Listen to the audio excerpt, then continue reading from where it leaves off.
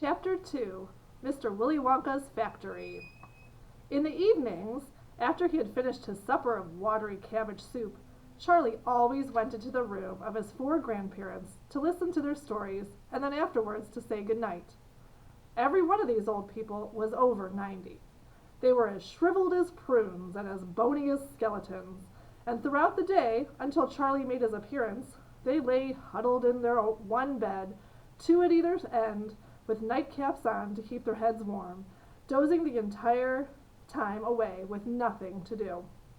But as soon as they heard the door opening and heard Charlie's voice saying, "Good evening, Grandpa Joe and Grandma Josephine and Grandpa George and Grandma Georgina," then all four of them would suddenly sit up and their old wrinkled faces would light up with smiles of pleasure. And the talking would begin, for they loved this little boy. He was the only bright thing in their lives, and his evening visits were something that they looked forward to all day long. Often, Charlie's mother and father would come in as well and stand by the door, listening to the stories that the old people told. And thus, for perhaps half an hour every night, this room would become a happy place, and the whole family would forget that it was a hungry and poor family. One evening, when Charlie went in to see his grandparents, he said to them, "Is it really true that Wonka's chocolate factory is the biggest in the world?" "True?" cried all four of them at once. "Of course it's true. Good heavens, didn't you know that? It's about 50 times as big as any other." "And is Mr. Willy Wonka really the cleverest chocolate maker in the world?" "My dear boy," said Grandpa Joe, raising himself up a little higher on his pillow, "Mr. Willy Wonka is the most amazing and most fantastic, the most extraordinary chocolate maker the world has ever seen. I thought everybody knew that." "I knew he was famous, Grandpa Joe, and I knew he was very clever." "Clever!" cried the old man. "He's more than that. He's a magician with chocolate. He can make anything he wants. Isn't that a fact, my dears?"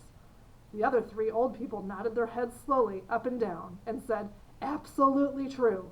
Just as true as can be." And Grandpa Joe said, "You mean to say I've never told you about Mr. Willy Wonka and his factory?" "Never," answered little Charlie. "Good heavens above! I don't know what's the matter with me." "Will you tell me now, Grandpa Joe, please?" "I certainly will. Sit down beside me on the bed, my dear, and listen carefully." Grandpa Joe was the oldest of the four grandparents. He was 96 and a half, and that is just about as old as anybody can be. Like all extremely old people, he was delicate and weak, and throughout the day he spoke very little.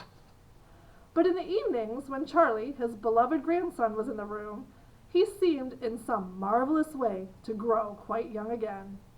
All his tiredness fell away from him, and he became as eager and as excited as a young boy. "Oh, what a man he is, this Mr. Willy Wonka!" cried Grandpa Joe. "Did you know, for example, that he has himself invented more than 200 new kinds of candy bars, each with a different center, each far sweeter and creamier and more delicious than anything the other chocolate factories can make?" "Perfectly true," cried Grandma Josephine. "And he sends them to all the four corners of the earth. Isn't that so, Grandpa Joe?" "It is, my dear, it is. And to all the kings and presidents of the world as well. But isn't only candy bars that he makes. Oh, dear me, no.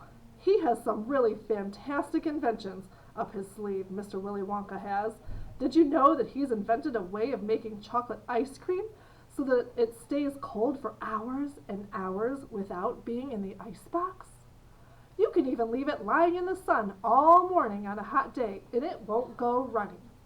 "But that's impossible," said little Charlie, staring at his grandfather. "Of course it's impossible," cried Grandpa Joe. "It's completely absurd. But Mr. Willy Wonka has done it."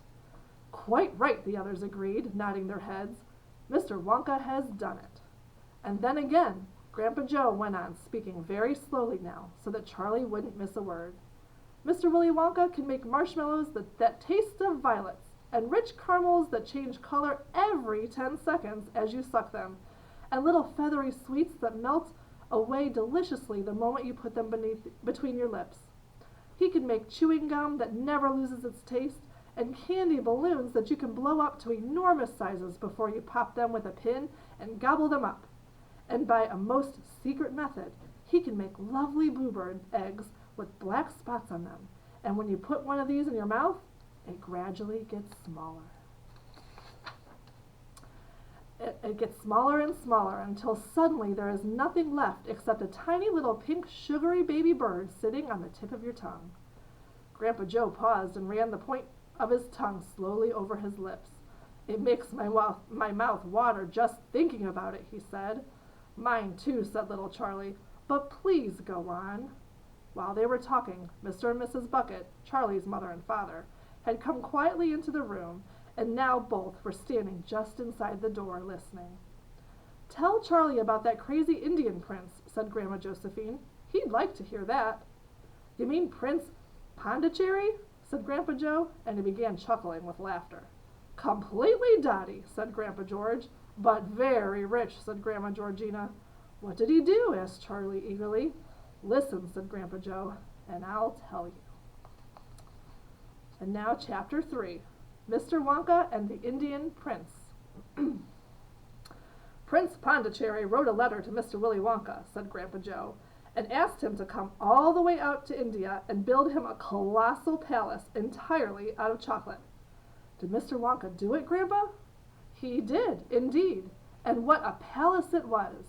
It had 100 rooms, and everything was made of either dark or light chocolate. The bricks were chocolate, and the cement holding them together was chocolate, and the windows were chocolate, and all the walls and ceilings were made of chocolate. So were the carpets and the pictures and the furniture and the beds, and when you turned on the taps in the bathroom, hot chocolate came pouring out.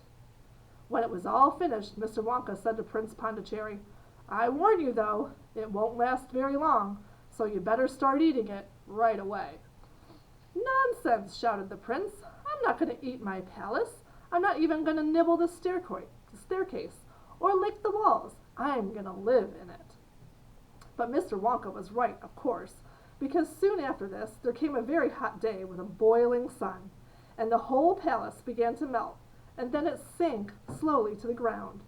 And the crazy prince, who was dozing in the living room at the time, woke up to find himself swimming around in a huge, brown, sticky lake of chocolate. Little Charlie sat very still on the edge of the bed, staring at his grandfather. Charlie's face was bright, and his eyes were stretched so wide you could see the whites all around. Is all this really true? He asked, or are you pulling my leg? It's true, cried all 4 of the old people at once.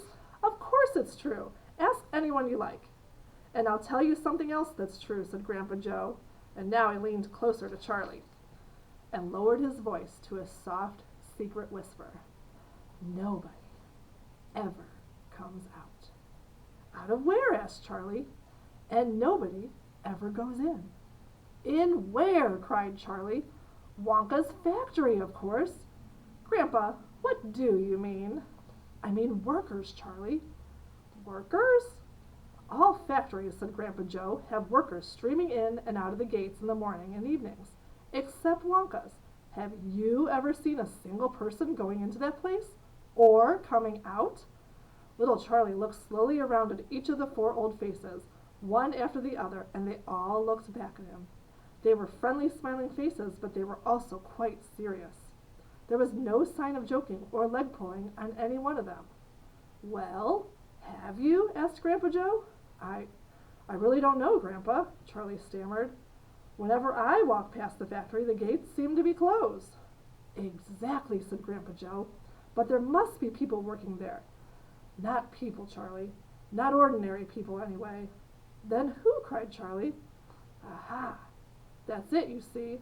That's another of Mr. Willy Wonka's cleverness. Charlie, dear, Mrs. Bucket called out from where she was standing by the door, it's time for bed. That's enough for tonight. But, Mother, I must hear. Tomorrow, my darling. That's right, said Grandpa Joe. I'll tell you the rest of it tomorrow evening.